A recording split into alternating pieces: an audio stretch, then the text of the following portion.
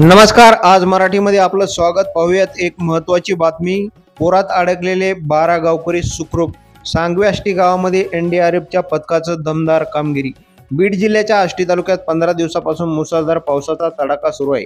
नदी, नाले, ओढे, लहान धरण भरून वाहत आहेत. एकेकाळी टँकरवर जगणारा हा तालुका आज मात्र पाण्यात डुबलेला दिसतोय. रविवारी 28 सप्टेंबर रोजी आष्टी तालुक्यातील सांगवी आष्टी गावात मोठा थरारक घडला. पुराच्या पाण्यात गावातील तब्बल 12 जण अडकले होते. यात महिला, पुरुष आणि लहान मुलांचा समावेश होता.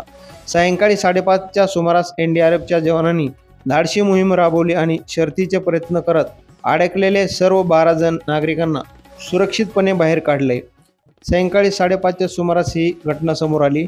अडकलेले नागरिक म्हणजे मंगल पावसे, कल्पना पावसे, राजू महारनोर, संगीता महारनोर, भाऊसाहेब महारनोर, भागवत महारनोर, अशोक महारनोर, शहादेव पावसे, विष्णू पावसे, कृष्णा पावसे, स्वप्नील पावसे, प्रवीण पावसे या गावकऱ्यांचा सुटकेचा निश्वास सोडत एनडीआरएफच्या जवानांचं मनापासून कौतुक केलं.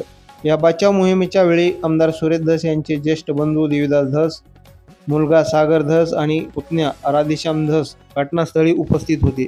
सर्व गावकऱ्यांनी एनडीआरएफच्या जवानाचे मोठे कौतुक करून त्यांचं स्वागत केलंय. आष्टी तालुक्यात भयानक यंदा ओला दुष्काळ जाहीर करण्याची परिस्थिती निर्माण झाली. सगळे ओढे, नदी, नाले तुडुंब भरून वाहत आहेत. पिकात पाणी शिरले, अनेक ठिकाणी घरं पडले, शाळा पडल्यात, तसेच रस्ते वाहून गेलेत, पुलावून पाणी वाहते, गावाचा संपर्क तुटलाय. अशी एकूणच भयानक परिस्थिती संपूर्ण जिल्हाभरात पाहावयास मिळत आहे. त्यामुळे प्रत्येकाला वाटते आता हा पाऊस कधी बंद होईल याकडे सर्वांचे लक्ष लागले.